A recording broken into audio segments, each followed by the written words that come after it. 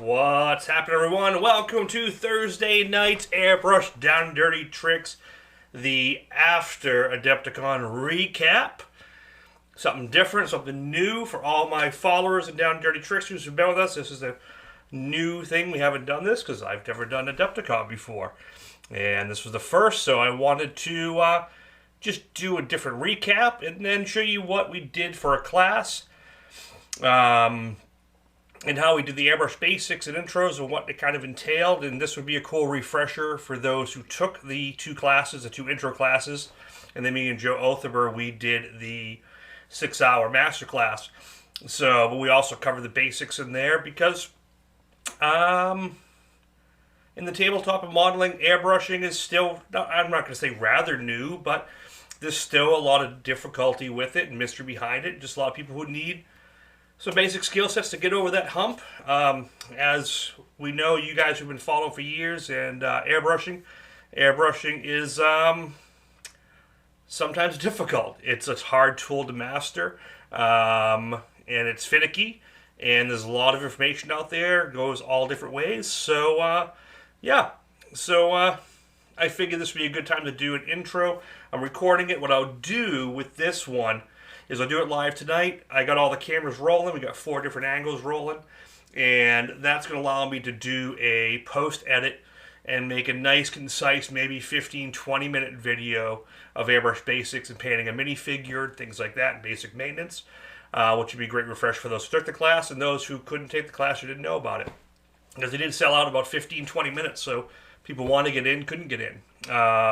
So that edit will be here, but it's also going to be on Tabletop Airbrush, which is the other channel I'm starting.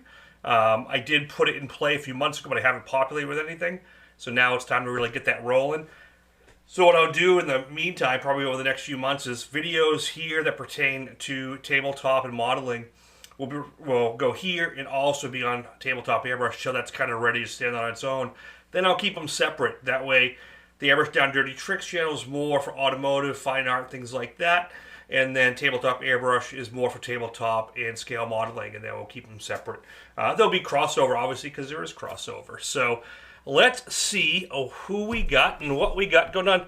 Charlotte Otherber, how's it going? All right, thank you for popping in. I appreciate it. Hope you both are watching. London Pen, Mike Stanton, Maple Airbrush. I didn't do the normal sound check, audio check. No one's complaining, so I think we're fine. I've been on this feed all day. Let's hope you recover. Mr. Leahy, Robert Meenan. I split my scalp open. Oh, staples. Oh, staples in the head. No fun, no fun. I'm glad you woke up, man. I'm glad you're okay. Hope it wasn't too serious. Staples in the head. It's kind of a little serious, so hopefully it's nothing lasting. So cool. Don't forget to like, share, subscribe, and all that fun stuff. Let's show you what we're doing tonight. I got a slideshow of things, of photographs and things we did. I figure I'll run that and kind of talk about it. And we got Donna from Maple. I believe it's Donna from Maple or somebody from Maple. Hello. I'm not sure who it is. But thank you, Maple Airbrush Supply, one of our big supporters and friends. Thank you for popping in. Thank you for sharing it and posting about it. I saw that earlier. Appreciate it. Mr. John, how's it going, man? Thank you for popping in. Got back from literally the first thing I did. This spent the rest of the night dealing with a workman's comp. Oh, man. I am so sorry. That's a pain. At least you got workman's comp. I've worked for myself for 25 years, and I don't have that. Cheers. Glad you're all right, buddy. This video is brought to you by the letter O for old-fashioned. Kirkland old-fashioned. Okay. Let's see what we got here. All right. Let me get this drop down. Let's bring up the multi-cam. So this is what we got going on, kids. Hi, Donna. Joe, what's going on? Oh, Bug King Man, I'm sorry about that. Yeah, that's hopefully you're not missing too much hair. I mean, you could have this, so hopefully it's like right there. Then you have to shave too much. Joe Orthenberg, my partner in crime from Adepticon, thank you so much for introducing me to so many people. So for those of my Down and Dirty Tricksters who don't know Joe, Joe's an amazing mini painter. Just won first place in diorama category at Resin Beast, which is a massive accomplishment. And then 2 other awards, which are amazing. I got pictures of his work, so we will post that up. So for those of you new to this, Tabletop Mini revolves in lots of different games. So I'm not going to pigeonhole it, but so if you've heard of Warhammer 40K, it's battle simulation, but there's so much more to it. There is, Dungeons and Dragons type. It's tabletop gaming, war simulation, minifigures. The hobby has many different aspects other than playing the game. It's painting, it's collecting and making a big pile of stuff. You'll probably never get to paint it all, but that's part of it. And the hobby's just gotten bigger and bigger, especially now with resin printers, 3D printers. We can just make anything we want. And that's where these came in. So there's links in the description. Creature Caster sponsored our class, me and Joe's class. And we did this guy here for the class here, which was the Priest of Onslaught. And I got a couple of variations. We'll talk about that through there. That was a 3D SDL print that you could get from their site. They also have ones that aren't 3D printable that are purchasable for games. The game called Judgment looks awesome. So definitely, if you're into tabletop gaming, definitely look into that. And so what we did here is, this was my first mock-up. So this was the mock-up I did before Adepticon. It came out a little dull. I ended up doing a bunch of washes and Matt cleared it. The one I did in class came out, I think, much better. As you can see, much brighter. The gamma is clicked up a little bit, but it was a lot brighter than this one was. So I really dug the way it came out, and I really liked the little wings on it. So I printed some new ones today, actually, that we're going to paint tonight. I did 2 variations. That's what's cool thing about SDLs. This was a resin print. So I printed 2 variants, and they're both cool. They're both a little different. I like the eyeballs with the veins on this one, and the big, like, Gene Simmons tongue hanging out. So I think we're going to paint this guy tonight. If things go fast, maybe we'll do the other one too. I do want to do a lot of basic airbrush discussion and why I'm using this paint and stuff like that. So we will get into that and why I'm using Nuworlds over anything else. Not that I just use Nuworlds, but Nuworlds I'm very familiar with its base because it does have a roots in Createx's system. And then it's been formulated for tabletop modeling, so it's not just a relabeled Createx. It's been reformulated to brush well and airbrush well for tabletop minis and models and scale modeling, things like that. So it's really, really cool, and I'm going to show you one of the biggest benefits of it. Raffin Customs, what's going on? So before I get into all of that, let's do a little housekeeping, and we are going to thank all my down and dirty tricksters here. All you guys, thank you for your support, making the channel possible. Got a lot of gold skulls. I think we might have a couple more. I didn't have time to double check it because it was a lot today since I got back. But Cliff and Longbeard, you might be in there because this is kind of in order. So if you are interested in joining, support the channel, you get 25% off all my downloads, my K-Fine art, and I'm going to have some stuff on tabletop very soon. And yeah, so I just want to take some time to thank you guys. And then with that, let's talk about the paint colors I'm using. I am using Nuworlds paint. So if you want to follow along with this, you want to do one of these guys. It's 4 colors, and I'm going to show you how to work through the colors with minimal cleaning. That's kind of the point of this. So you're not struggling with cleaning the airbrush between color and color, how to go up the scale and back down and back up again. We're using 4 colors. We're using impenetrable green, impenetrable yellow, zenith white, and impenetrable purple. These are all heavy, opaque colors. They cover very well. They blend really well. Anything that says impenetrable in this line is an opaque coverage color. So that's what's really great about it. You can reduce it. It does take reducer probably up to 80% if you need to make it like a wash or a glaze. They do have wash fluids. There's a lot of stuff, and I'm not going to be here to really sell you on the airbrush paint and stuff like that. Just this is the 4 colors I'm using, so if you want to follow along, these are the 4. There's links in the description on where you can get them. Up, down, left, right, A, B, start. Yes. B, A, select, start if you are playing Akari Warriors? Maybe. Or it's Contra. Any hoozle. Yeah, so these are the colors we're using. So if you want to follow along, this is what you want to use. And it just works great.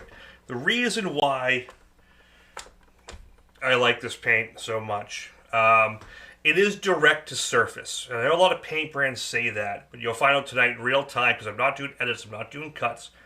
This is direct to surface, direct to resin, direct to FDM, direct to plastics. It'll go direct to aluminum. The only thing you don't really go direct to with this is bare steel, because it doesn't have rust inhibitors. I've used this on motorcycles and custom cars for years, so I can tell you it sticks and it holds up through harsh conditions. If your minis are going 90 miles an hour in the snow and rain and hot sun, well, they'll be safe. Not that I think it's going to happen, but yeah. So just so you know, that's why I really like this paint, and it's compatible with everything else. I'm not going to sit here and say this is the only paint I ever use. I'm a purist. Blah blah blah blah. That's stupid. I use Citadel. I use Army Painter. I've used Monument. They're all great products, and these all work together because they are in that water-based family. In that polyester acrylic family, so they're going to work well together. They're not going to react with each other. So just want to get that out of the way. And like I said, all the links in the description for this. We are going to be using the basic, my workhorse, my favorite brush overall is the Water Eclipse HBCS. I've been using these for... By my uncle's gone.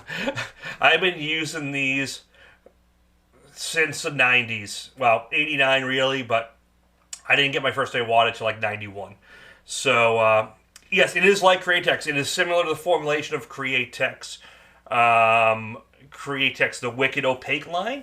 That's what most of these are kind of based on. And then they're formulated to be better for brushing and on tabletop minis. So they're not just a relabel. They are reformulated for this, so they've been tweaked to do a lot better with brush work. So they are very much like it, and everything's compatible. So you can use the Createx reducers, you can use the 4050, 4030, 4021. You can use all that stuff, and they also make a very cool wash medium. So wash medium, for those who do hobby and modeling, know that when you mix this, I think it's 15 or 20 to 1. So it's 15 to 20 drops of this to 1 of pigment. And it'll turn into a wash fluid that'll settle into all the cracks and crevices and things like that. So you're doing battleships and stuff, it'll settle in. So that's an option too. We're not really going to use that tonight, but that's the premise of it. Figuratively speaking, what's going on? Thank you for popping in. Let's say hi. We'll get a little FaceTime here. Courtney, hope you and Jeff are doing well. Hope you guys made it back safely. Didn't have the drama of going home as you did coming. So thank you for popping in and checking out the feed. All right, let's get into it. Let's talk about it. I do have this recording. So like I said, this will go on the Tabletop Airbrush channel at some point. And once I edit it down. For those new to the channel, these are my socials. So the way as where you can find me, I gotta stop populating Twitch, and I gotta set up Discord well, because I think we'll do a lot more over there in this community than traditionally in the custom paint community. So I'm gonna be working on that. So any suggestions there, any guidance, please let me know. All right. So like I said, this is a creature caster model that's available STL. There's 4 different versions of them. You can see this guy. Let me bring up a couple other ones here. I print them different sizes. So this guy is cool because he's got the kind of creepy eye and the tongue hanging out, a little bit more veiny. He's got the wings. This one, similar different face. It's got different tendrils on the side. And this guy doesn't have the little winglets. And then this one doesn't either. I put this one bigger. And this one has like a lot more like almost hooky feet and stuff like that. So really cool model that's available on my mini factory under Creature Caster. And then Creature Caster has a whole bunch of other ones. And my main thing is how to use the airbrush more efficiently in tabletop minis. I know a lot of people struggle with it. Here's an example of one of my Tyranids that I did quite a bit of airbrush work in the wings and stuff like that. Let me do the top down. And you can see like all these blends were a little bit different. And then like the blends in the tail, things like that. I did a lot of airbrush work on this one.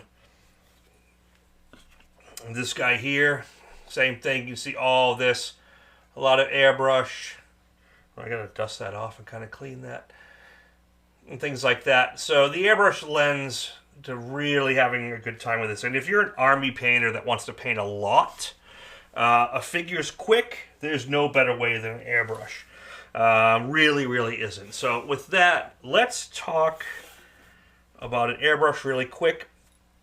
I'm going to bring up my little airbrush widget here. This is a little thing that Colin made up where you just keep rolling printer paper. It's a great little tool, but it's good for practice.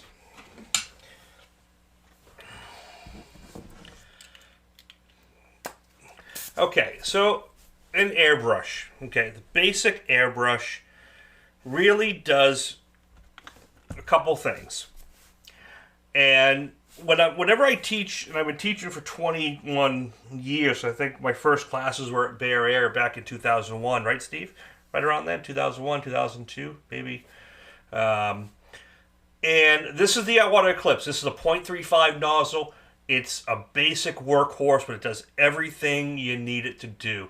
I really don't recommend going at the .18, .23 microns and spending $300, $400, $500 on an airbrush out of the gate. Get a couple of these instead. These atomize paint beautifully, and they go from fine detail to beautiful atomization well. And you can also keep the paint fairly thick and do all that. Or you can thin it down for fine.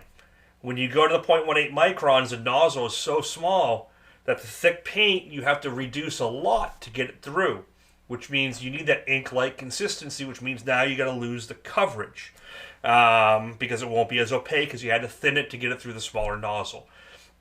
Those brushes can do super, super fine detail, but they're not good at putting a lot of paint down for coverage. So I tell everyone, until you've like mastered this or gotten comfortable with a brush in this class, doesn't have to be this one, stay around this range until you're comfortable. Then you can work into the microns for those special nuanced details. Okay, so this is exactly what we use in class. And what I want to talk about the airbrush, first and foremost, is... Let me move these guys out of the way. And the airbrush here, this trigger, this is an on-off switch, okay? It is not variable. I've seen it for years. I've seen guys try to do it, and I've seen guys thought it was. This is simply on or off. On or off. It is not supposed to be variable. If you try really hard, you can kind of like... Look, if I just push a little bit, I'm going to try.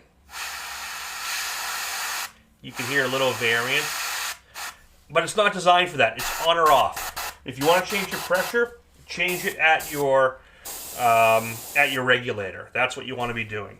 Okay, so you on or off, and then you pull back for paint. Okay, so if I pull back a little bit, I get a little. You can see that coming out. This is just reducer. If I pull back a lot, I get a lot more. Okay, those are the two functions of an airbrush. That's what it does. On or off, and then pull back for volume. The more you pull back, the more you get. Which is why an airbrush is really, really, really, really, really good for OSL. For those who don't know, who don't do minis or models, you probably don't know what OSL means. You might. OSL means, we're going to use that a lot, is object source lighting, which is basically what the Zenithal paint method is and priming method is. which we're going to talk about quite a bit tonight. Because light actually works in directional and it works in a cone, very similar to how an airbrush works, so you can achieve really cool OSL results by learning these couple tricks with an airbrush, which we're going to talk about tonight. You could try pinching the hose a little bit, but again, not what it's designed for, not variable. So change that to regulator, or you can get a Mac valve, which is like right here, where you can adjust, or airbrushes like this one. Like this is a Highline series. These have a Mac valve here, which adjusts air pressure. Okay. And this is the gravity feed airbrush. So you have gravity feed airbrush, where the paint comes from the top. You have a side feed airbrush, which basically is the same. It's gravity from the side, and then you have a siphon feed, which comes from the bottom, which you will usually fit a bottle like this. This and this are the same exact brush, except this is the bottom feed that has a 0.5 nozzle, and this is a 0.3. So this can actually hog out thicker paint. I know it was a joke. Rolling a chair over the hose works too. Yes, it does. So these are essentially the same brush. This is stock with a 0.35. This is stock with a 0.50. These heads are interchangeable, so you can put a 5 on an Eclipse CS if you want something that hogs out more paint at higher pressure. So you can mix and match. These are the same. This is the Eclipse version. This is also the same. It's just a smaller body, but the head assembly is the same. So that's kind of your three major options. All right. That being said, let's get into the quick basics. And I know this is not my normal for you guys who are used to the feed, but I hope this will be helpful for a lot of people. He even watch the feed, because I don't really ever go over the basics. And the basics are important. I don't often cover them, so this is a good time. So there's two things. This brush is designed to put this paint out straight out of the bottle. I'm running about 25-30 psi. I can go straight out of the bottle with this. If you're on a smaller airbrush, like a 0.18, 0.23, that you want to reduce, or you feel you want to reduce first, then you want to reduce first by actually putting reducer in the bottle first. That way your thick paint doesn't sit in the nozzle. So when you put paint in and shake it, it'll mix up. See, Ambrose Skyington, the Eclipse line has been such a workhorse for me. I've had the 0.4. Yeah, same thing. I've used these since 1991, I think I got my first one. And I have brushes that are that old that still work good. So buy it once, cry once, and don't worry about it ever again. The problem with a lot of the Temu knockoff cheap Harbor Freight airbrushes is, yeah, they work it out of the box. They'll get you over the hump. They'll get you started. That's all well and good. You take it apart 5 or 6, 10 times, it's not going to work as well. It's going to keep flaring, and it's going to just get worse and worse. They're not bad brushes. They will get you started, but they're not even getting that cheap anymore, because I think the Harbor Freight ones are up to $90 now. So you can get an Eclipse for around $170 retail. Some places cheaper. You could also get the Revolution, the Neo, for just under $100 or just over. They're going to serve you a lot better off in the long run. All right, so let's talk about paint. We are going to put our impenetrable green. Like I said, this is the colors we're using tonight for the feed. So if you want to follow along, these are the 4 colors. For those who just joined, if you want to see what I do here before I get into this, I did set up a new camera to show you the studio. And it's this. So I got my GoPro hooked up. So this is what I work with. So a lot of you guys have never seen this angle before. It's a newer angle. So always the nice bench, this. And then this is all the cameras. All the 8 cameras that are hooked in. Different sources for doing different things. And then this plays the sounds and all that stuff. And it also switches my cameras around, does a lot of different stuff, so I can go in here and turn the stuff on. That's what this does. This is the camera switcher, does all the different cameras, encodes, all of this. We got my iPad here, computer here. So this is my little world. This is what I do on a live feed. I figured it'd be a cool shot to do. So you can kind of see what's going on. Like, I read all your comments in front of me there. Up here, I have another TV that shows me the feed. So it is mission control. So yeah. Cool. Let's go back to how the airbrush works. Okay, so let me see if I can zoom back out. No, I can't. Sorry, this is a fixed lens. I forgot about that. Let me do, I think this might be actually cool if both kind of show up. Nope. Nope. Nope. Nope. Nope. Nope. There we go. Okay, so this is how Airbrush Basic works. I'm just going to go straight. I did take the reducer out of here, so I'm not tricking you. This is straight out of the bottle. No reduction. In, capped off. So, when I push my trigger down, let's go here and here. When I push the trigger down, this is Basic 101. I should just get air. But I got a little splotch, and we're going to talk about that. I'm just going to get air, okay? And the reason I'm just going to get air, I think I need the full top down so you guys can see better. Yeah, there we go. So what I'm going to do is I'm going to pull the trigger back. I'm going to go still, and I'm going to rock the trigger back and then forward, okay? So, see, I get nothing. No paint should be coming out. That's check number 1 of Airbrush 101 Basics. You should push down and get nothing. And when I pull the trigger back a little bit, I should get a little paint. Now, why to blow out like that? The paint's thinner, and I'm pushing a lot of air. I could probably afford to go down a little lower and pull back faster and close faster. I'm just going to go trigger back and forward. See? Much better. Back and forward, back and forward, back and forward, back and forward, back and forward. I'm just keeping the air on the whole time, and there's a reason I'm doing that. Okay, because if I was to do this, there's a chance that when I hit the trigger, I get that paint flow. And why does that happen? Because when you pull the trigger back, the air pushes the paint. It actually pulls the paint out of the nozzle and then pushes it forward. It actually doesn't push the paint out of the brush. It pulls it out of the nozzle and then atomizes it forward. And if you leave the air on as you pull the trigger back and forth, it closes the needle and nozzle together and then shuts off the paint flow, but the air clears the tip. If you lift the trigger too soon, it leaves wet paint on the end of the needle, kind of like doing this with no air if I push back and pull forward, and then you get paint, okay?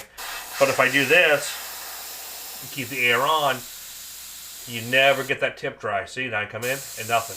Because I kept the air on when I shut it off and blew it off. That's Basic 101, okay? That's really what you're looking for. The reason I do dots, and I've been doing this 35 years and I still do this, is because I'm looking for a nice round dot. Okay, I love these little widgets, they're great.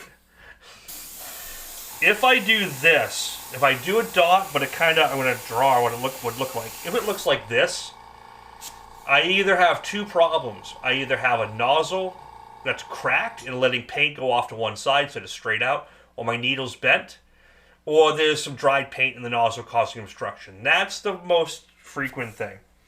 If I'm pulling back the trigger and I'm not getting paint, or I'm not getting enough paint flow, I have this bad habit. I also get a lot of tip dry. Yeah, so that's the biggest key. So what Airbrush is talking about is, if you keep doing this and keep on chirping birds, is what we call it, me and Rhino call it in class, you end up leaving a lot of paint on the end of the needle. Let me talk about that. Your needle's right here, and you see it's starting to get a little paint on it, been painting a little bit, but if you keep doing that method, you keep leaving paint and it'll dry. and you'll get what's called tip dry. They have to pick off every now and again. See the clean needle now? But if you keep the air on all the time, you're less prone to get that, okay? As if you just, and the easiest way to practice this, guys, is it's just like discipline on doing anything, brushwork or anything. It's muscle memory. Do a bunch of rows of these differing dots. Change your distance. If you change your distance and trigger pull, you get little teeny dots. You go a little further away, you get bigger dots. If I go further away, I get nice soft atomization. But if you notice, the air is on the whole time. And then when I take it off and put it back on, I get no paint splatter and I get no tip dry. It's clean, okay? That's the biggest culprit. Eric, you are very welcome in. I'm glad you popped over. Thank you for checking out the channel. I'm glad to meet a whole bunch of new people in a whole different area and maybe just kind of grow things and kind of show this stuff. Okay, so 2, you got your row of dots, so that's all well and good, but you're not going to always paint dots. When you're painting blends and you're doing fades, just like wet blending and things like that on a model, now you want to move. Once you open your trigger, you want to move, and you actually want to start moving before. So what I'm going to do is I'm going to start moving here, I'm going to end here, but I'm only going to turn the paint on within the window, okay? So I'm going to go here, trigger on, trigger off. Trigger on, trigger off, trigger on, trigger off. I'm only going to put paint here.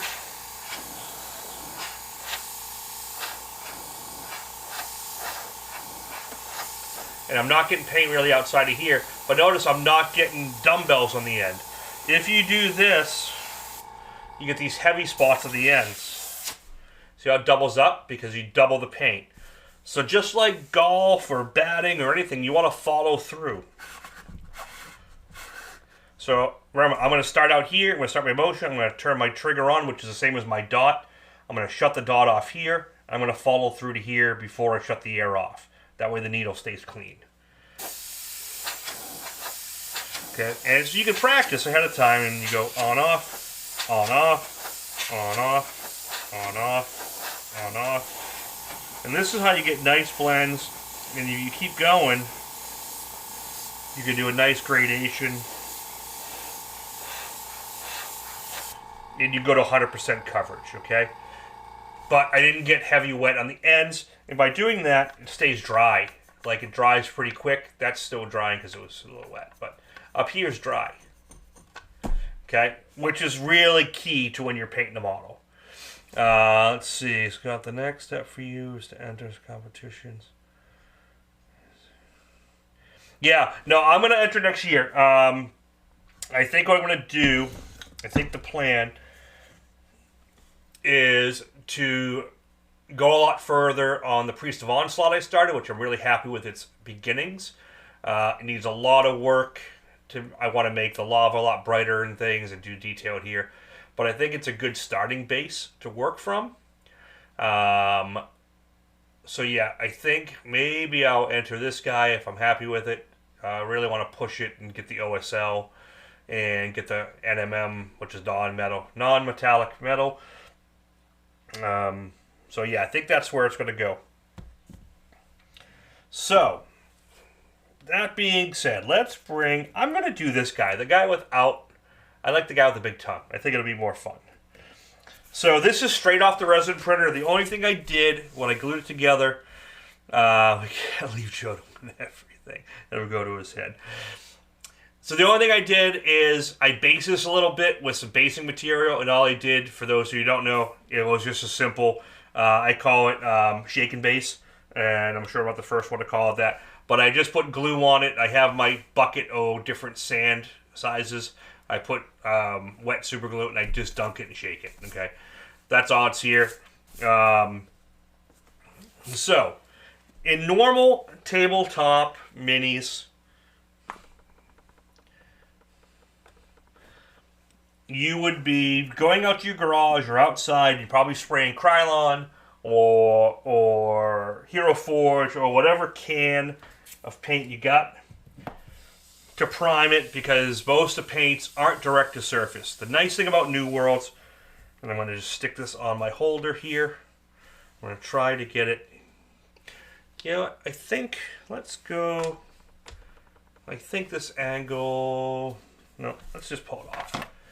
I like this angle right here. Okay. So, what you would do is you would go out. Rob, what's going on?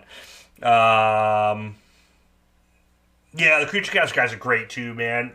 They're just all good people over there.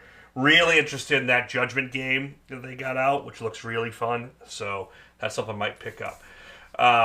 What most mini painters would do is you're going to take your model at this point, you're going to rattle can it, you're going to wait 20 minutes or whatever it takes that to dry before you can start working on it. The nice thing about Nuworlds is all the colors, no matter what, are direct to surface. So I don't have to prime it, I just clean the model off after I've glued it and it's dried. And this is the green. I'm going to go direct, and I'm just going to do nice passes to rotate the model. I'm not going super wet. I'm kind of keeping it medium wet. I think a lot of people make the mistake of going too wet, and that's where rattle cans you can't control. And then you got to wait forever for it to dry. And typically you're black and white, and then you got to start going your color. I'm already getting to my ground color here. Whoops. I don't mind getting paint in my fingers.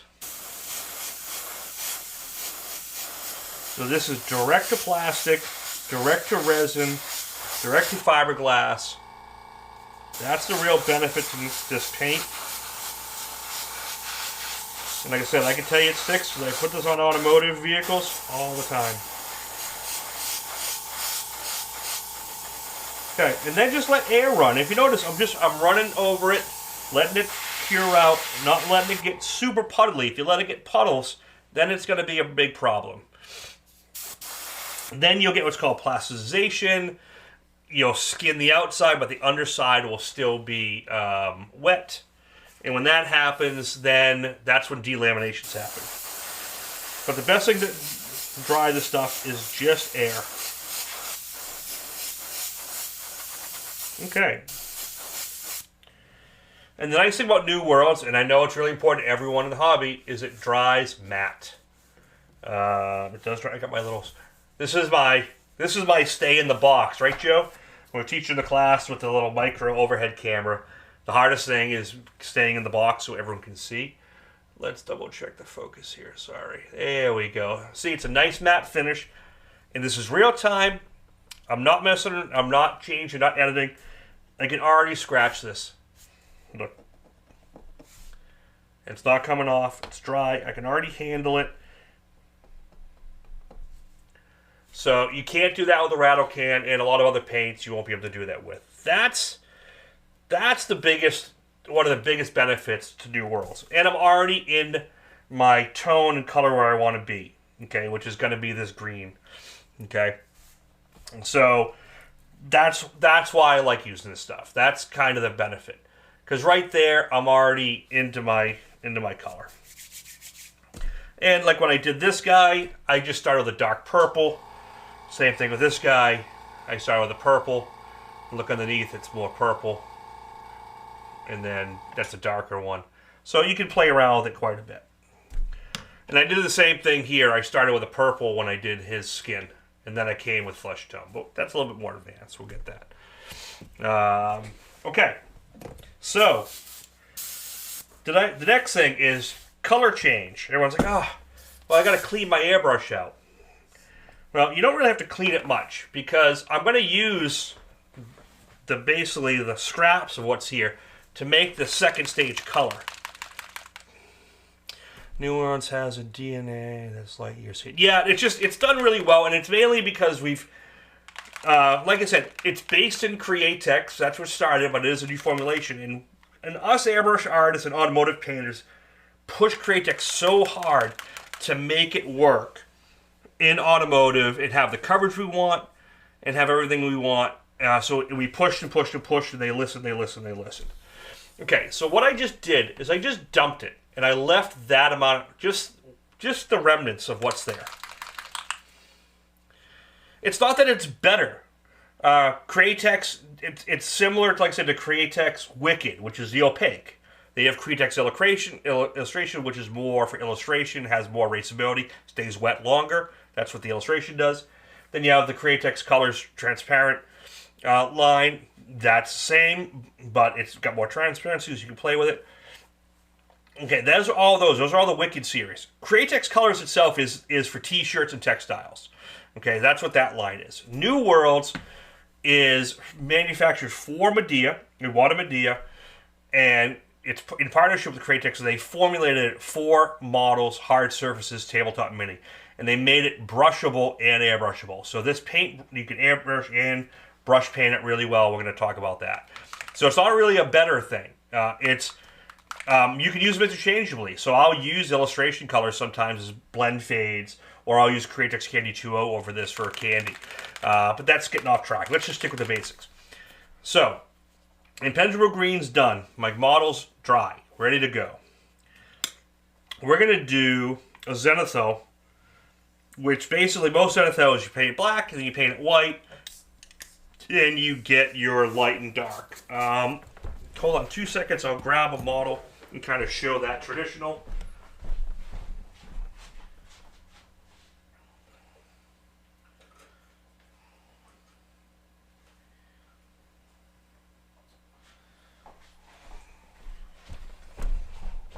These might be too big. The cameras are big and a small one.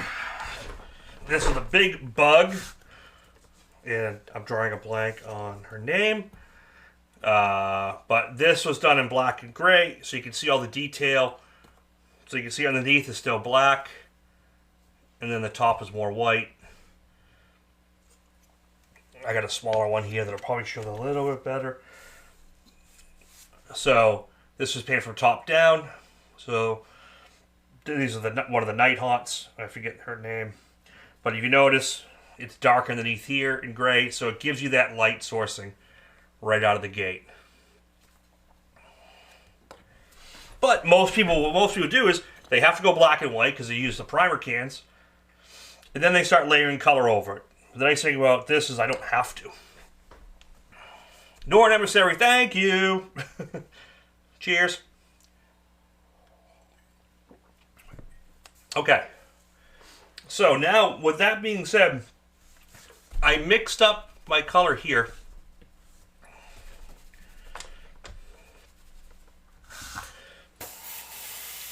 So they're going to intermix, and now I'm going to get see a lime green, which is basically like if you're doing black, gray, white Zenithal.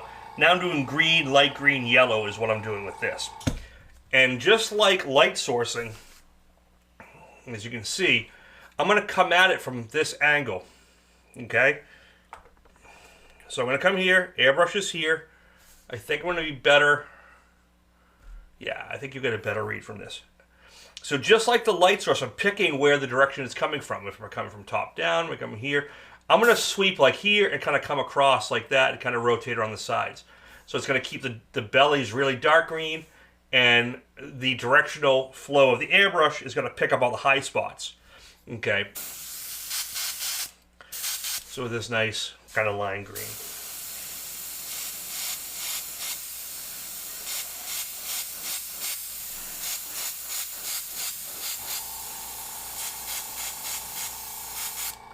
So now what you see is from the back side it's still dark. Here it's lighter.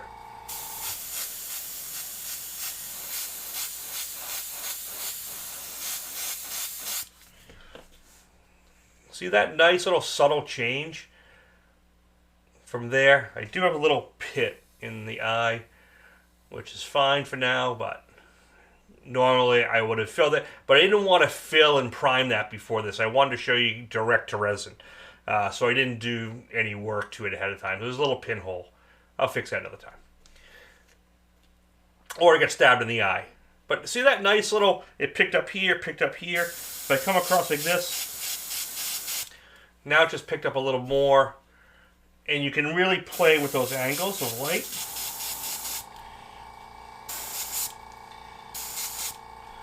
And you see it just picked up the wrinkles a little bit.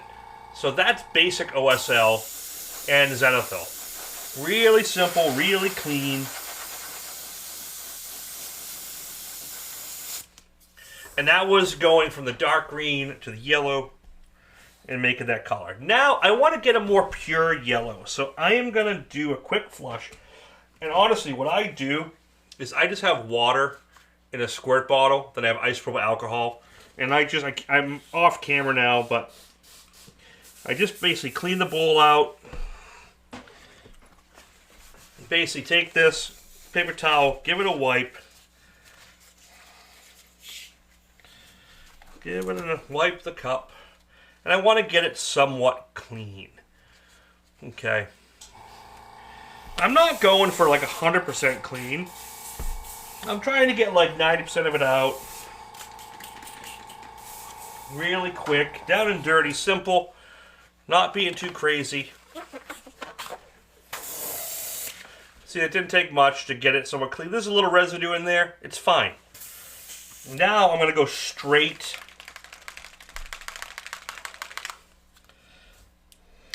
I'm going to go straight yellow. And what I'll tell you too is why I've liked this paint a lot. I've been testing this paint for about 2 years now. These bottles are probably a year and a half old. Okay? They haven't clunked up. They haven't settled to the bottom and unshakable. I stress test my stuff before I recommend it. So that's another good thing about this paint. It'll last. Keep it in a stable environment. These bottles are at least a year and a half, maybe 2 years old. I think when I first started using Nuworlds.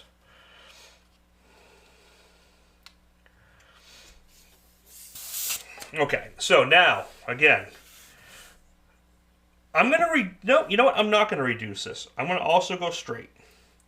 This is straight yellow, straight in the cup, no reduction. I think my camera's a little off as far as color, but nice and bright, okay? I want coverage. I could reduce this a little silkier, but it's not really needed. Okay, so let's stay in camera here. How's that? That good? So I'm going to keep coming from that same angle.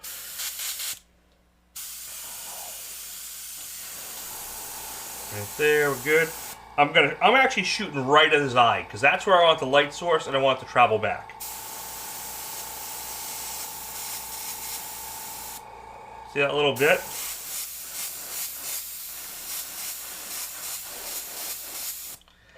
Now we're getting that nice catch.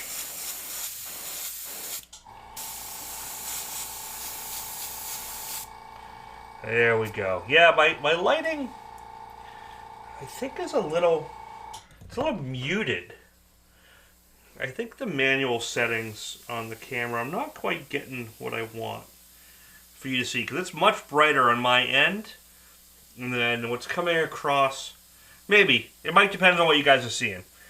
They piloted Nuworlds 2 years ago at Adepticon, not sure.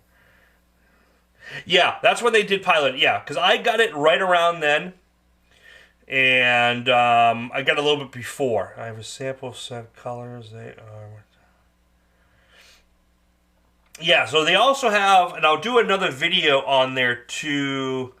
Yeah, I think the ISO is a little low, and because I'm on manual on my Lumix here, whoops, ha!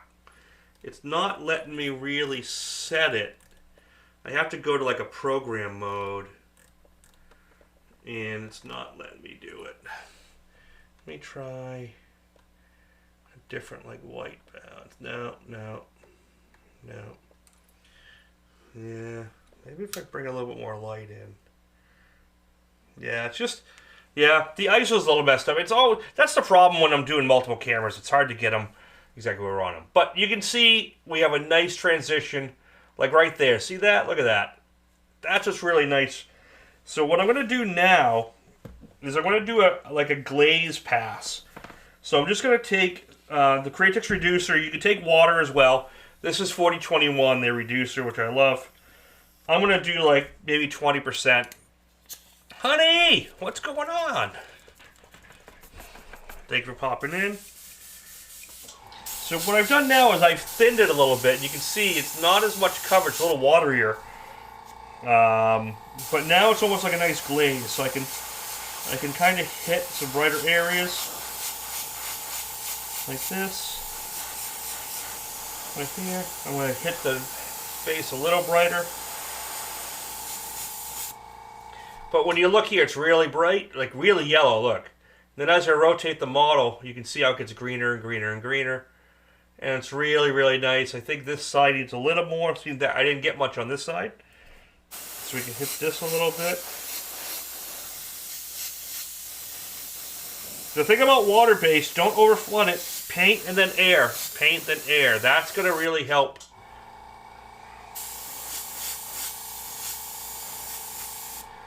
Cool. I wonder if I change... I want to change to like program mode. Ooh, ooh.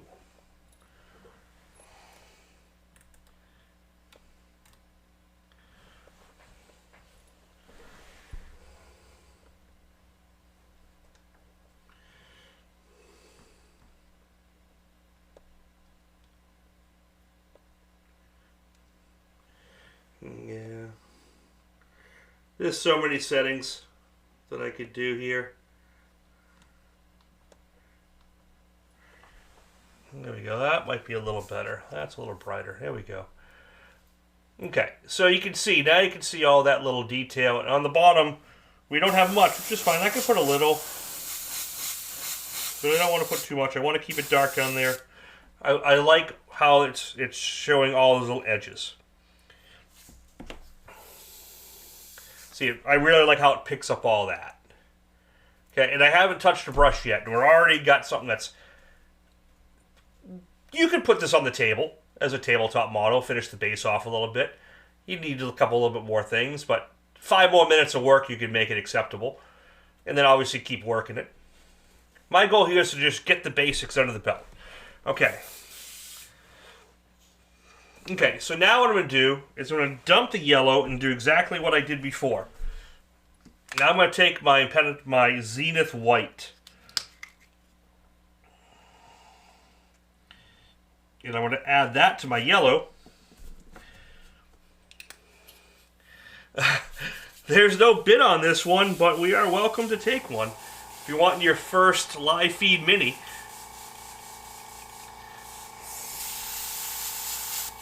Okay, so now,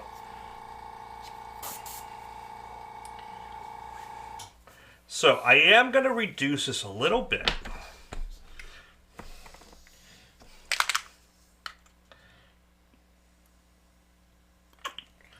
Now, put a little white. I'm going to put just a squirt of thinner in there.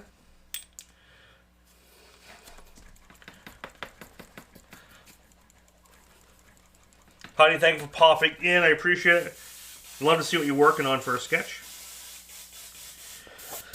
Oh, I meant to mention this earlier in basics. When you start mixing paint and shaking a lot, sometimes you'll notice you lose paint flow. Okay, when you lose paint flow, thank you, Gary. Thank you, Gary. I'm just gonna put a little note here. Gary, 75. Thank you, sir. I can't hear the noise. There we go. Okay, put a little reducer in, but it's still kind of a creamy yellow color. Okay, so it's not pure white. I almost never use pure white on anything, except for maybe the most specular highlight. Okay, so I'm going to come in here, and now I'm going to hit just on the eye and let the overspray kind of cast where it's going to go. See that nice little hot spot? You can kind of kick over a little bit like that. Really simple, really clean. Honey, thank you so much. Much appreciated. Thank you for that super chat. I'm going to get to some of Joe's models after this stage, because I really want to show people the experience. And then we're going to wrap up this feed with a maintenance and cleanup and how to keep these things running. Okay. That was kind of the big goal of this. Let me go to my top down. There you go. Top down looks really good. So now you can see all that delineation and tone and color. Looks great. See, it's almost acceptable as is. It's pretty bright. So now, like I said, this is still got like a creamy color yellow. We are our own worst critics, that is for sure. I walked and listened to Joe. He's not going to win anything. He's got to just be there, which is the honorable thing to be, and it's very true. But I knew he was going to at least win one or two of the categories, or at least place in the top two. But sometimes it's good to not, like... If you say to yourself, I'm not going to win, and then you win, it's great. If you say to yourself the whole time, I got this, and you lose, it sucks. So sometimes it's better to just keep yourself a little humble. Okay. So now I am going to go to pure white right now. And we're going to do the hottest spot. And we're going to do the brightest highlight right in the eye, okay? I'm going to aim. I'm actually going to have, like, balance right here.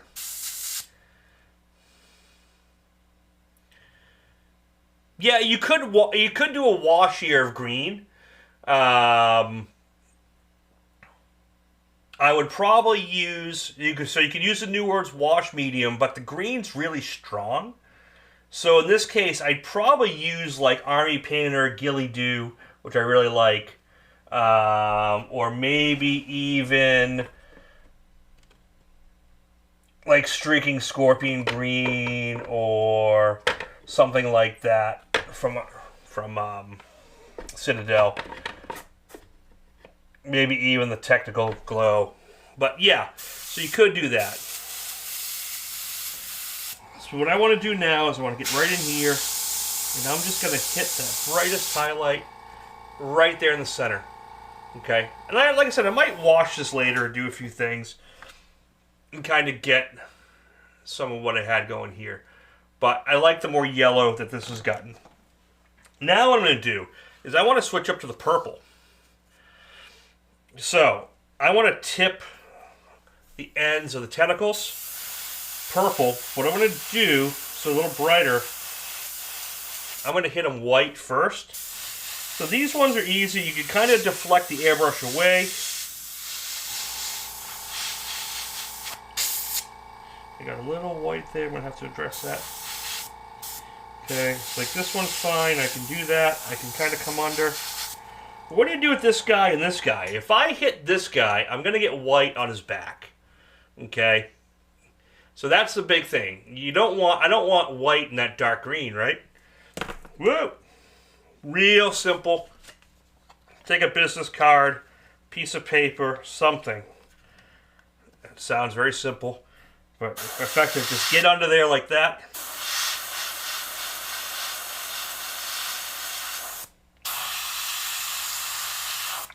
And get under there. Now you can pull it away.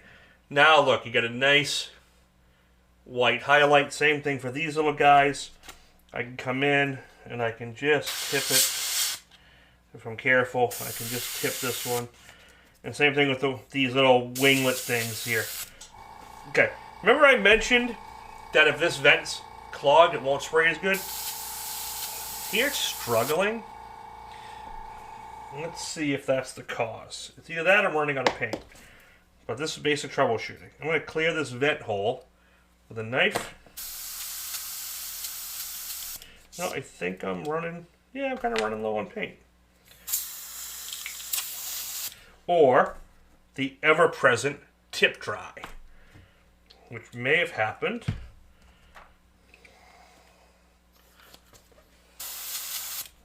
So I'm just going to check the tip. Yeah, I got a little... see that booger? White's notorious for it. Little pick. And if you really need it, take the end cap off and just get that out of there.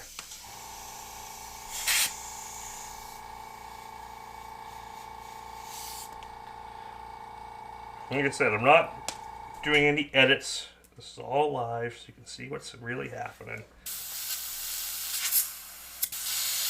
There we go. Alright, so now I'm just going to hit these little winglets here. Just boom, like that.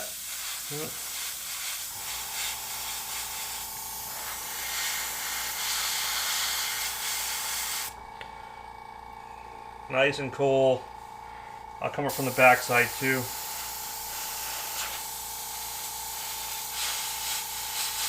So I've done most of this guy, no brush yet. We are going to do some brush work. But now what I'm going to do is now I'm going to add the Impendrel purple to the white. I'm going to give it a little squirt of water, reducer, whatever you have handy. Give it a good shake.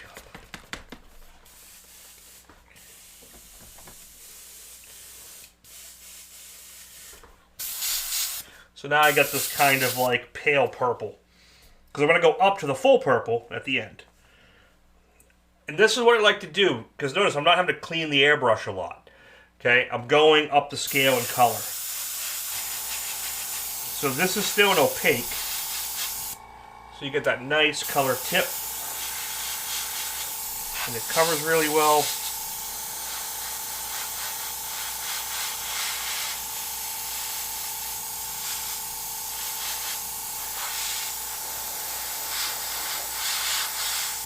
So I don't want to get any there, which I got a little, I can address that. But now I can just kind of come in like this with a piece of paper, a business card, whatever you got, and just hit that. Same thing here. Okay, just come across. Now you got that nice purple right there. I hit all the tips there. I'm going to brush the tongue because I'm not going to come in here like that. But, oh, you know what? Let's go inside the mouth with a little purple like that.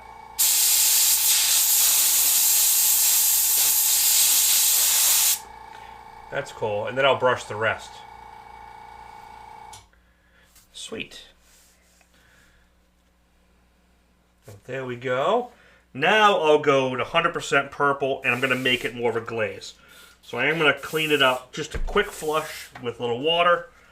Just a quick wipe.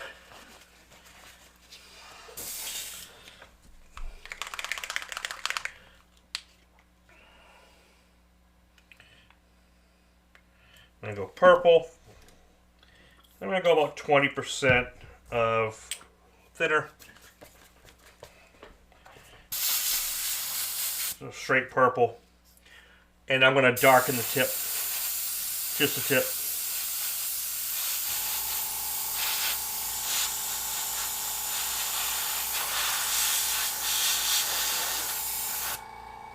That nice purple transition here.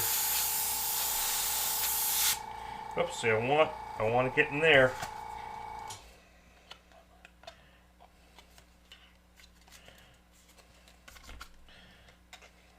I want to get under.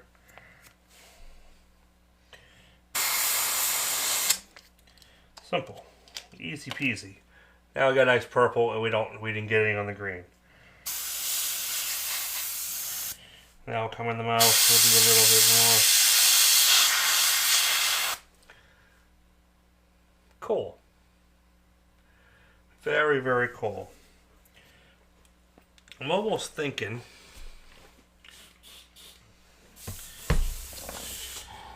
I'm really careful with this one. If I can do, I want to see if I can get it a little bit more yellowy on camera. So I'm going to just do like a glaze of yellow. Would you ever do a painting of this one? Yeah, actually, I did a couple months back. I did one. And I'll show you. You might not remember it.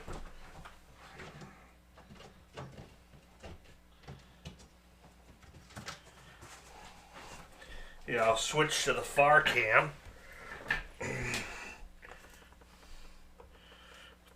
So I did this painting a few months back. And this is actually this guy. So yeah, this was a lictor, similar to the Death Leaper, but we don't need to go. We don't need to go that crazy. But yeah, so that one, this guy was this guy, which is not going to focus. But yeah, so yeah, this one I have. If anyone's interested, I'd let this one go for a couple $100. But yeah, it's a cool 12 by 18 painting that I did a live feed months back. And then I did the servo skull a couple weeks ago. You guys remember that? That's actually going to go out to Gary this week.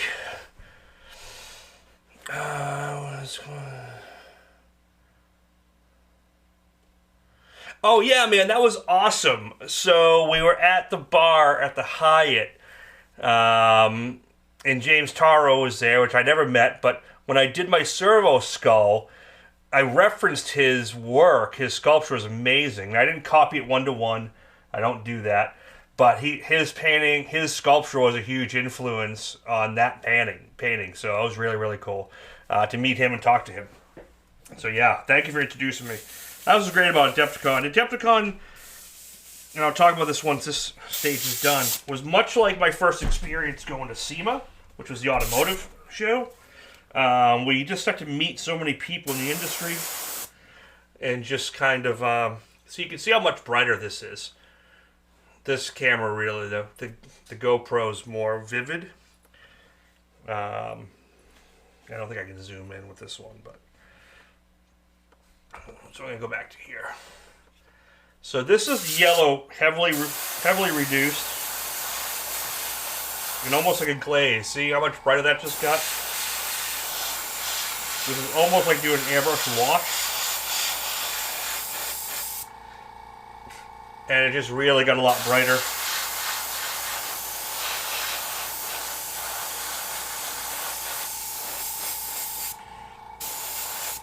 Really, really cool. There we go. I like that transition. And then the only thing I'm going to do, and then the airbrushing's done. And if you got an army of these guys, man, you could probably get 10 or 20 of these on the table with about 2 hours of work at this stage.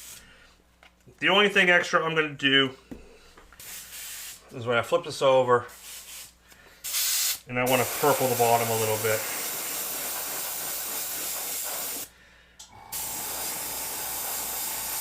From this side, and it'll kind of push the contrast.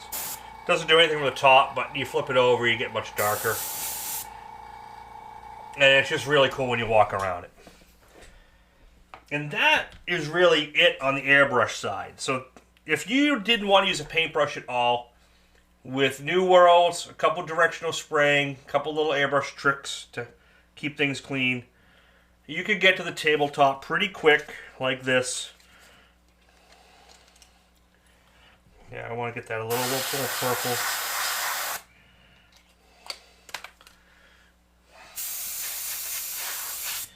You could get to the tabletop at this stage, just paint the base black in less than an hour, flat, no problem. And that is how you airbrush in Zenithal in color with Nuworlds and get a cool looking character right out the gate. We are going to do a little bit of brush work. I'm going to bring out the hairy brush and we'll do some details. But before I do that, I want to do a quick little recap of Adepticon. So let's bring up my iPad here. So I made a little video of Adepticon. So I was waiting at the airport to head out with the Bard Center. That was a big 8-9 foot tall guy. That's how the guy looked there. This might go a little too quick. Shoot. Hold on. Okay. Maybe I can just scroll. Oh, yeah, there we go. All right, so that was over at the Dirty Down booth. Cool little Fallout. That guy was at Creature Caster. It was an amazing OSL kind of cartoon style. I'm sorry, I don't know half the guys who did it. Joe can fill in the names, and I'm sure Ambrose can as well, because you know all the guys.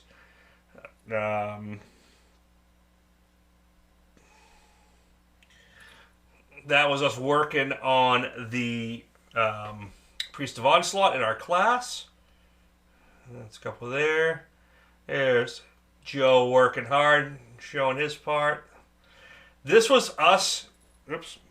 This was us at about 10:30 at night in the hotel lobby, gluing heads together because all the Priests of Onslaught, all these figures came out with the heads busted off in shipping. They all broke, so we glued them all on. Well, Chris from Iwata glued them on, and then half of them broke off. And we were gap filling the night before, which was funny. But we got it done. That was something about Adepticon. It didn't matter where you were. There were either people playing games, working on models, hanging out. It was a great time.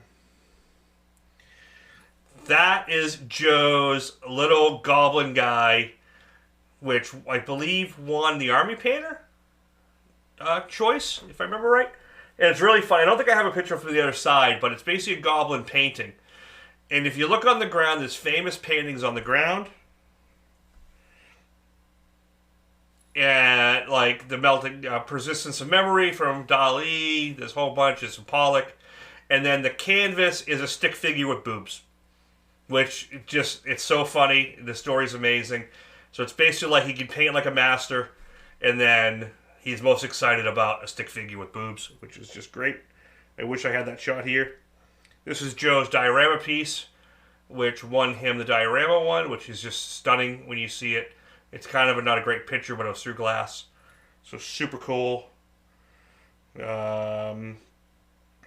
This was his framed piece. I don't know the name of the character and stuff, but that piece is just stunning. It's like a shadow box style. And for those of you who don't know, that figure is smaller than this guy. Okay? It's probably a little smaller.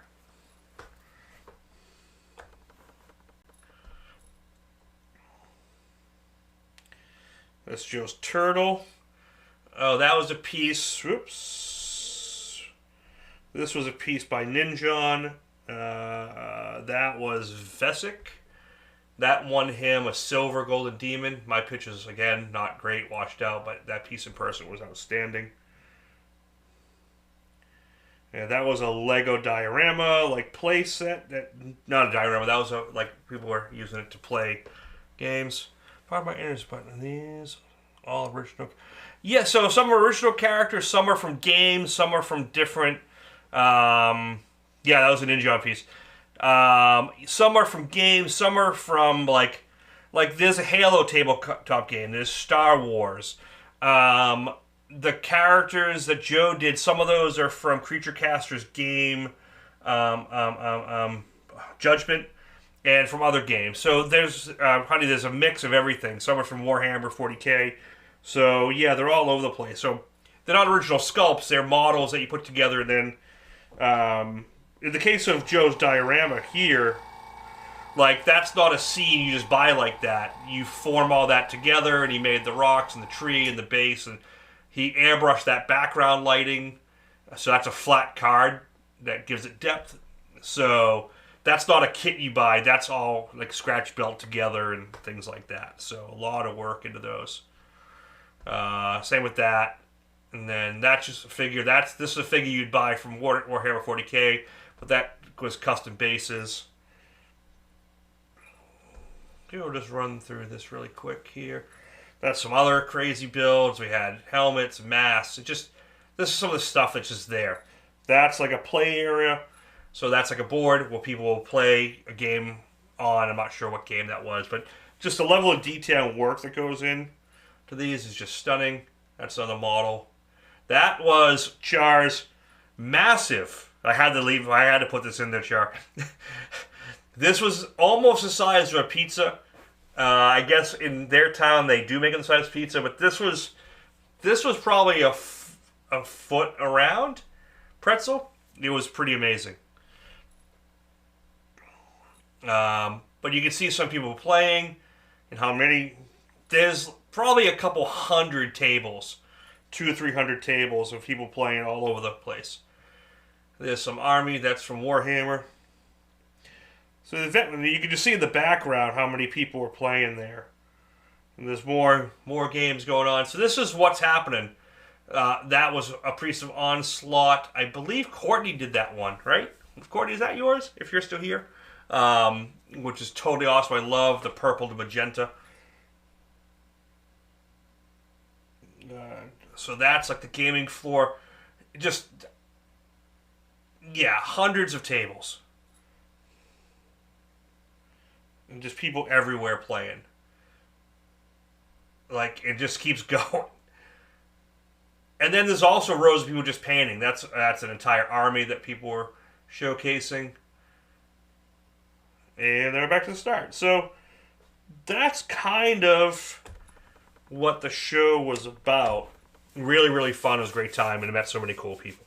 Yeah, lots of patience. You see those armies. Like, I have a bug army, a Tyranid army, almost fully painted, over 1,000 points, which is a lot of models. I think 40 characters, 50 characters, and I have more to go. But let's get back to the figure. Yeah, this is a totally different gaming. So this like stems from like Dungeons and Dragons and tabletop, and then other games. I mean, older than really, the wargaming is like battle simulations that even started like Civil War reenactment with little models and figures, and then grew, and it's really hard to explain. But yeah, we're gonna run. We're 20 past 10. I'm gonna get my wet palette out here, which if you've watched Mr. Leahy, you've seen Steve. So wet palettes are cool because it keeps your paint moist, and I'm just gonna do a couple little things here. And we're going to move on to cleaning out the airbrush. So you'll see how this paint works really well. And if I have time, I'm going to do one more little shortcut. Oh, where's GameCon? Where's that one held? I'm learning about all these. Because I want to do more of them. I want to try to do Nova in Washington.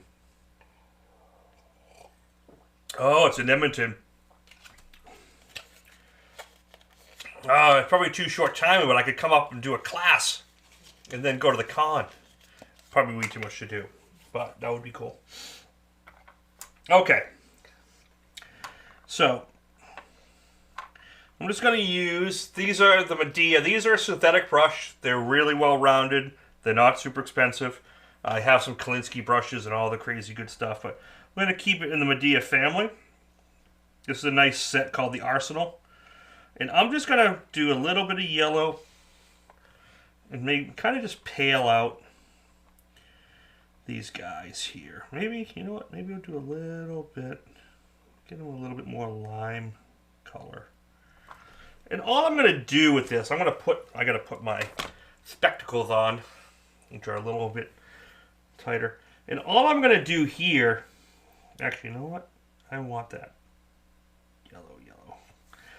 All I'm really going to do is I'm going to tap like the joints, maybe some of the end points, just with a couple little dots, see, just to bring them out.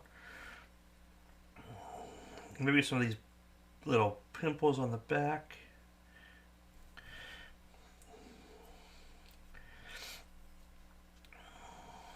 Let's do these horns here. We'll get them a little brighter. Maybe they could be a little whiter. There we go. But you see, this paint brushes really nice as well, which one guy in class was like, no, they always say that, but it never works. And by the end, he realized, no, it brushes really well. And that was really what sold me on using this. Is it brushed as good as it airbrushed, which was really important. I am not, by any means, a master using brush. I've been using airbrushes for 30 years, so I had to do a lot of relearning. But someone like Joe, I think, can attest that this stuff brushes really well.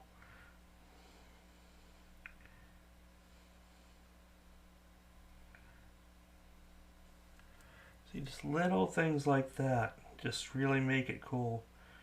And just like in my paintings, this is kind of that fun stage. I got my ground cover in. I could put this on the table and play if I want. And then I could just keep adding to it. Little dots here. Little specular highlights here. Like, let's put that nice little highlight. We'll try to fill in that dot with paint. Right there. Let's hit these teeth.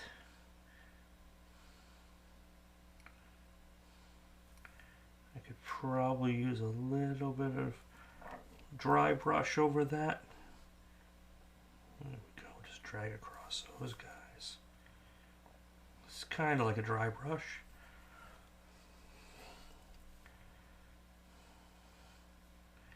These little bottom teeth. There we go, those look cool. Let's let me clean this out a little bit. Now, one thing I can't do, Joe told me I need to go to bed. Good night. Charlotte, it was awesome meeting you and hanging out. Can't wait to do it again. You guys ever want to come to the East Coast, let me know. You are welcome. Come see Water That Moves. Let's do this tongue all purple. Purple tongue.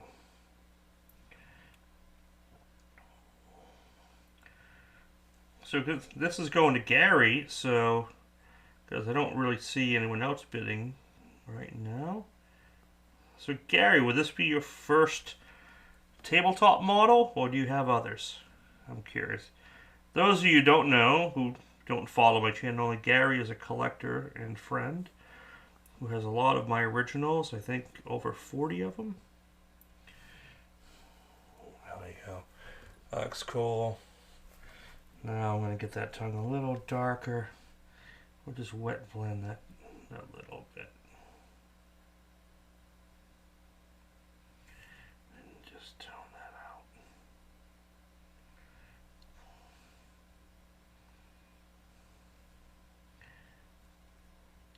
This will actually be scarier to ship to Gary than models, than paintings half the time. Because this is a three-dimensional. Yeah, he's going all dark purple. I think it looks better. Okay, that's looking cool. And then, what mini wouldn't be complete?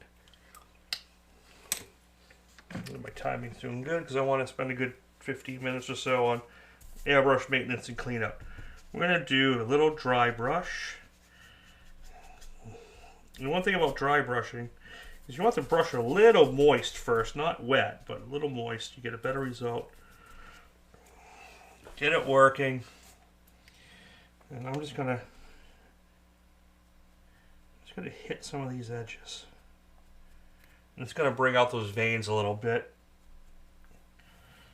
Here, like you should see it here. It just brought that out.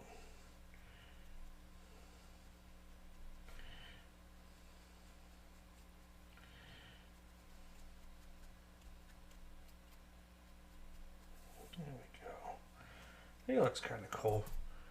And you know, I'm not really waiting a long time in between. So the stuff's drying. And then maybe what we'll do, let's do a little bit of wash. No, you're not going to catch up to Gary, but that's all right. So I'm going to use a little bit bigger brush. I'm just going to take a little green. And we're going to just wash this in. I think what I'm going to do is I'm just going to go into some of these. Just going to go around the eye and let this wash kind of settle in a little bit.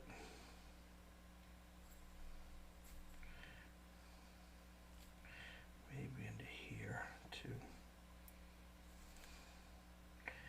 Where it's dark in the crevices.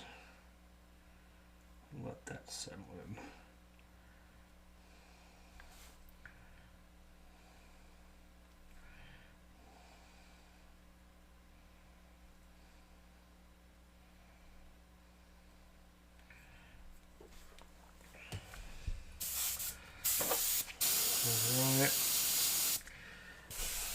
then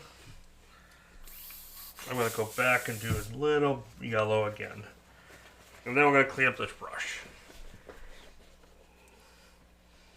Hey, what's going on, man? You need a mini wet palette for your right? I did actually make mini wet palettes for the show. We made them out of my Pocket Graphics business card holders. And they actually worked out really well. We might actually come out with something like that.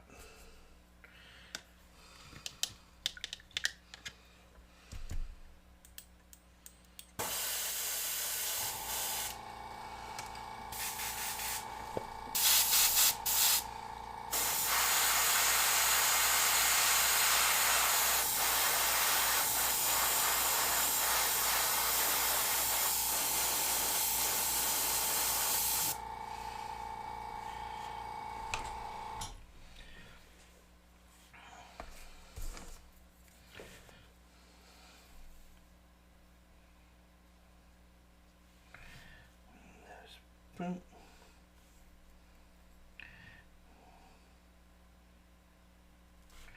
We can just kind of kiss over these a little bit.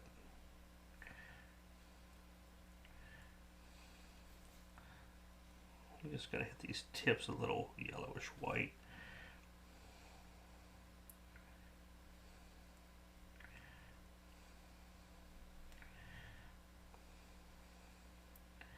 And for realistically less than an hour painting, he's a pretty cool little dude. And I think that will just about do it for this guy. You can see it's got a really cool look, really fast. I didn't have to prime with rattle cans. But let's do one more thing. We got to get this base instead of sandy like that. Let's make it black, and then we'll do a little stippling.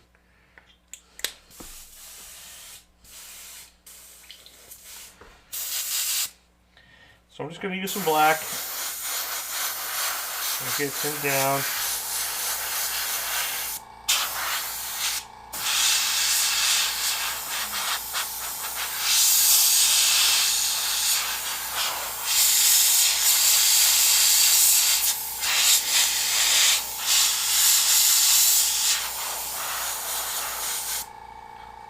So he floats a little bit.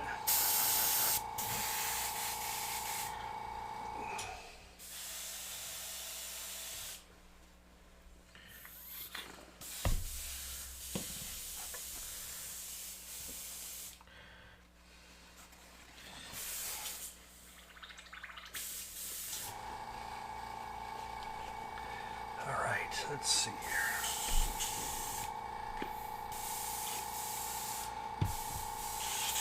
Let me show you one quick little tip.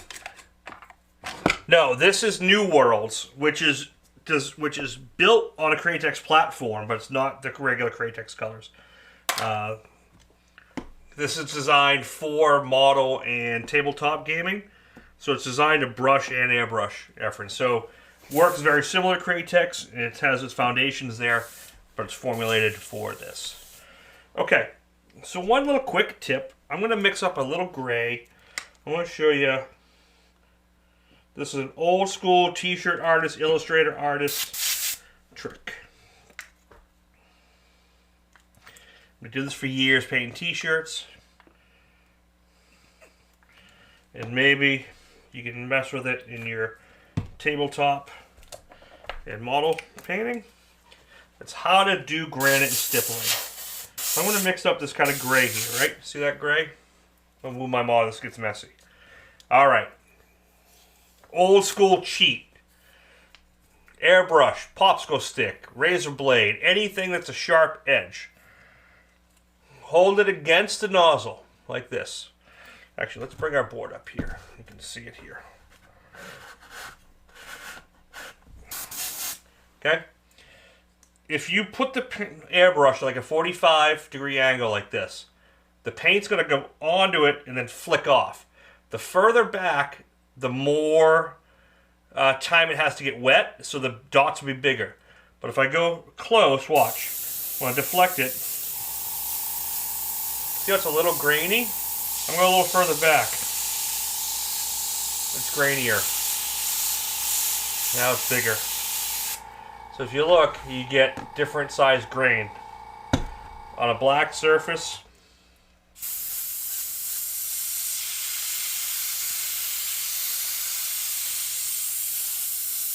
really fun to play with. I'm just going to put a little bit on the base. I'm going to be careful not to get on the model.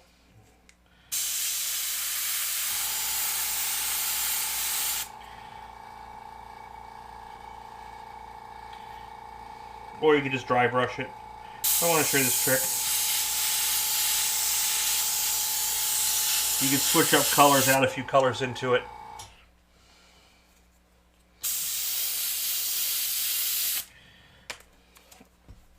Make it fun. And then I don't like what Games Workshop does with that gray around that, and then that gray, the tan. I just like black. So I'm just going to use straight black. I want to go around the base. Brush. Every time I do this, I'm going to date myself here. I remember the Franklin Mint Civil War chess set, and it showed the people gold painting the rims of the bases. And every time I do this, I have that flashback.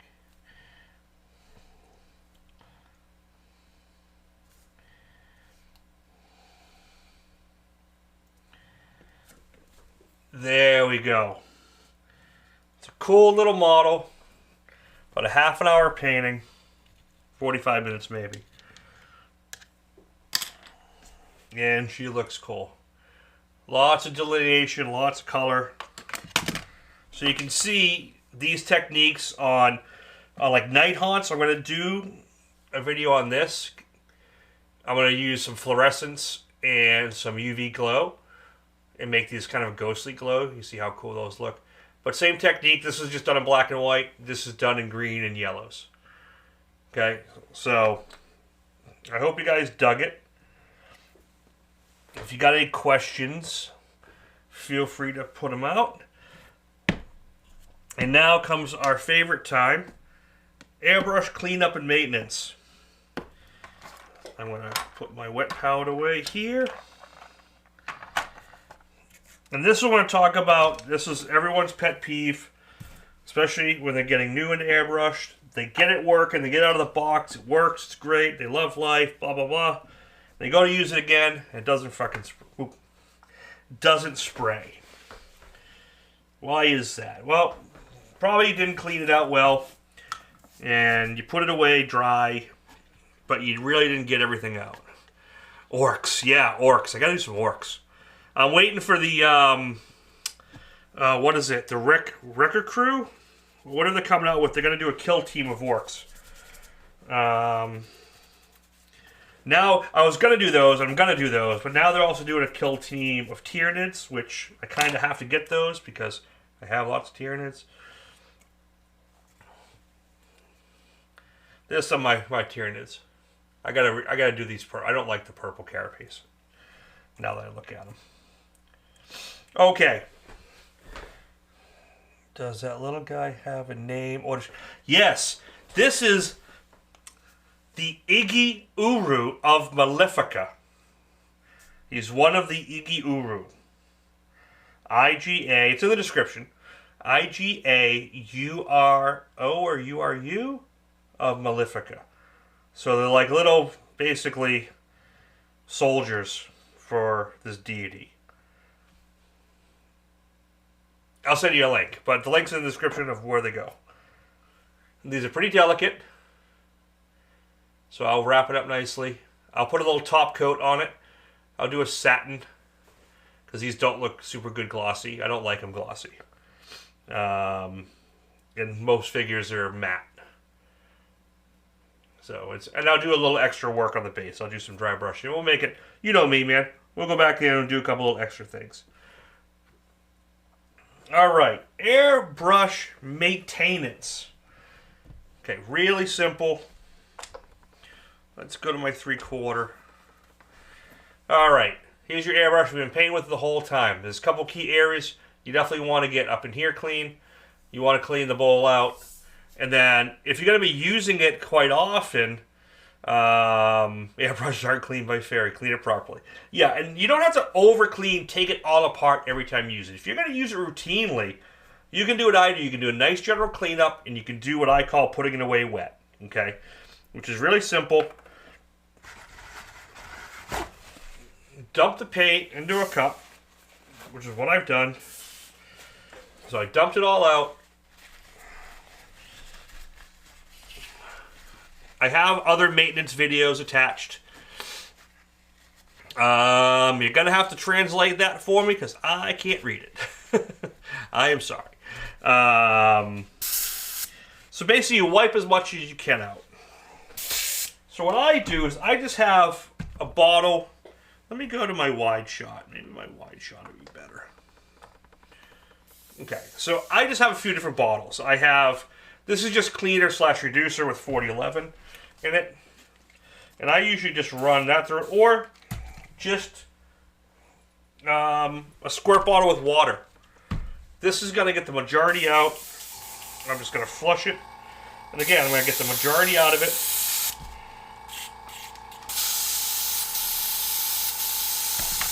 You can get one of these cleaning pots like this. And you can just trigger into it. These work great. These will get the majority. And then wipe it out, clean it. Now this is quick clean 1. Okay, this is, I'm going to use it again in the morning. I don't have to go too nuts. I like using isopropyl alcohol. Oh, thank you, sir. Appreciate it. Years of working with it since COVID. So yeah, this is the main. This is what I'm playing. So I like using a little isopropyl alcohol to get everything out. You can backflow a little bit. Don't go nuts. I usually keep the pressure low because you don't want to blow out your seal. I usually wipe this, let it get on. Clean it. And then what I just do, I'm going to use it again tomorrow. I loosen up this needle chuck here. I loosen up this needle chuck, pull the needle out, because that's empty. Wipe off the needle good. I'm going to usually go to a flush of water or cleaner. Then I put the needle back in.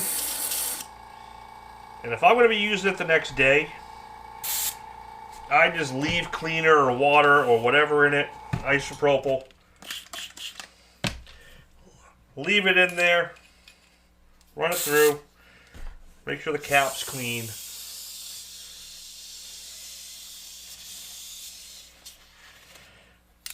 I put it away like this. And I put a piece of tape over that vent hole. If you cover this vent hole, air can't change over in here, and all this fluid will stay wet for days and days and days. And you'll walk back into it, dump it, put paint in, and you're going to work. Again, no problem. And that's what's called basically putting it away wet. So like I said, I'll put a piece of tape over that. I'll put it on my rack like that. It's done. Don't have to worry about it. If you're gonna go a little further, like maybe you're not gonna use it for a while, you definitely want to get some cleaning brushes. The water cleaning kit's great. You can use an old dry brush. I had my little flat tip brush and I don't know where it went. Grr. So basically what you want to do is you want to get inside here.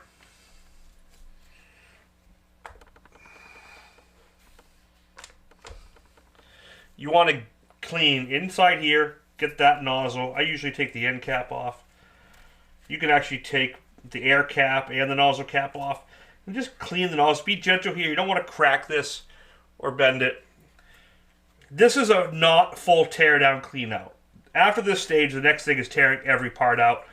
I've got videos on that on Airbrush Down Dirty Tricks. How much stuff has fallen down the back? Down the back where? So yeah, dental brushes work great. Yeah, these dental brushes work great. These paper picks, the absorbent paper points, work awesome for getting the fluid nozzle out. You can find these on Amazon. They have different sizes. Absorbent paper points. These work awesome when you get dried paint in the nozzle. But these work great too. Thank you for recommending that, honey. Because these, what you can do, is you can get inside like this, especially with the needle out. Don't pull the needle out when you have liquid, or the liquid's going to get in here and get into the air body. Okay? Do that first. Then you can take the needle out. These are great because you can get, look, you can get inside here, clean and twist. Make sure there's no, so you got a little green out of there. And then you can go the other way too. You can clean that side. Those work great. And then you can flush it out. And that's like a pretty thorough cleaning. You can put it away dry. I still put them away a little wet all the time, unless I'm going to do a full tear down. And what does Mr. Leahy call the tear down?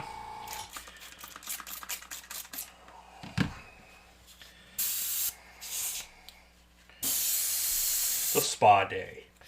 Anything further than this, we call it a spa day. Steve coined that phrase. I'm sticking with it because I like it. It's funny. It's basically, spa day is you take every part, clean every part separately, polish it, clean it, put it back together.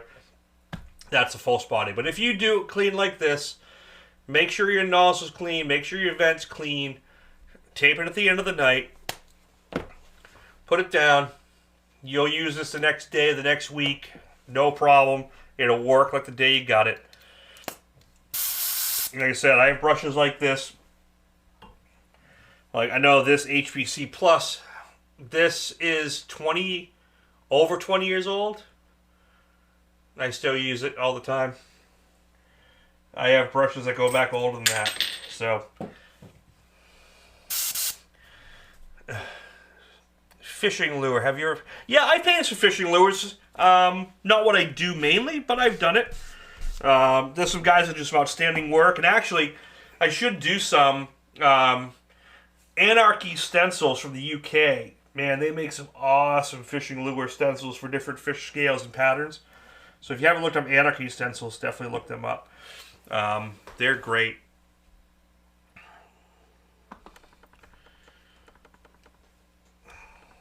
And that's kind of it, guys. So I hope you liked this kind of catch-up from Adepticon recap. This is what I did in our My Airbrush by Friend, which was the Airbrush Basics class. It was a 2-hour class, so it basically covered all this with a little more detail. And we painted the same figure. And I'll take some pictures of this so you can see actually how bright it really is in person, because my ISO and the cameras, still trying to play with it, because with all the damn lighting in here, it's always a balance. And every week I change. So when I think it looks good, then I go live. It's not as great. So, but it still looks really cool. We're going to top coat this. I'll do a couple little extra things on it. James Mellon did nice lures. Like a full body airbrush massage. So true. So yeah, I hope you like this. I am going to be doing more of these. Let's see if I can find it. On Tabletop Airbrush. Tabletop Airbrush is going to focus mainly on tabletop, gaming, and hobby paint. And all the tips and tricks there, and some of the figures, some of the builds, and things like that I got coming up in the future. Like my Star Wars Death Star Trench diorama build and all that stuff. So for the next probably 6 months to a year, I'll mirror all the videos here and there until that channel kind of has legs to stand on its own. And then I'll probably keep them separate. So please support both channels. Support this channel. Like, subscribe, share, all that fun stuff. And then check out Tabletop Airbrush. You can just search it. I think I have a link somewhere. I might even be able to have it. I don't know if I have it here. I had it in one. I just forget the number. I'm going to try something here. I'm going to go through these. So, yeah, that's me. Yep. That's me. That's me. That's me. I can't find art. Yep, that's the channel. Tabletop Airbrush. There we go. Oh, look, I'm in the box. Hi. So, Tabletop Airbrush on YouTube is the other channel we start to populate and build starting this year. It's kind of kicked off there. So, if you're interested, subscribe over there. There'll eventually be unique stuff there. But everything is gonna start here on Airbrush Down Dirty Tricks until that kind of gets on its own. I think it's kind of the best way to do it. So if you like this video, let me know. Put some comments what you'd like to see in the future builds. But I think you'll see that this was a really cool, quick way to do a tabletop figure, tabletop ready to go, straight airbrush. This is probably 95% airbrush, 5% paint, and I could still go and do a lot of paint work, which is how I like to do my work. I do all my blocking, kind of color values and setting with the airbrush first, multiple colors, and kind of get the feel for it. And then I go on the brush is how I work. And then a lot of times I'll go back at the end and do some glazing and things like that. So, can you put a link in the description? Yeah, I'll put a link in the description. I may have already done it. I'm not sure. I know I put links to Creature Casters, to Nuworlds, where you get the airbrush. Oh, I don't think I put it to Tabletop Airbrush. But if you type in Tabletop Airbrush in YouTube search, it'll come up. And it's literally just youtube.com/Tabletop Airbrush. So we should be good. Yeah. So let me know what you think, guys. And we'll do some more of these. Thank you for checking it out. Anyone new who joined, looking at it, thank you for popping in, checking it out. Met a lot of cool guys at Adepticon. We're already planning for next year. Think we're gonna take what we did, learn from that, and kick it up even better, and hopefully do some more shows and some more events throughout the year. So, thanks for popping in, and let me know what you'd like to see, and if you liked this, hated it, what you'd like to see done better. I definitely think the camera lighting and the ISO needs to change, especially to get that yellow pop, because this is really like a lime yellow. But just didn't show on camera. So maybe I can do that in a post edit. I can do a filter on it and make it look more like what it looks like. So thank you everyone for popping in. I hope you all have a great week and weekend. I'll see you next week. Thursday night, Airbrush Down to Tricks, 8 p.m. is when I do my 2-hour live feed. I'll probably go back to paintings next week. And then maybe another night during the week, I will do a tabletop. Maybe I'll do Tabletop Tuesday, since it's kind of like Taco Tuesday. And maybe I'll keep more tabletop stuff on a Tuesday schedule. And then Thursday nights will be my traditional. So, still playing with the ideas. Figuring out what's what. Because when I go from tabletop to paintings, all the cameras need to move and adjust to fit. Because I need to put different lenses. I have to put macro lenses to get to this. This is almost same distance as my my normal painting, so just gonna change everything. So thanks guys, have a great night. I will talk to you all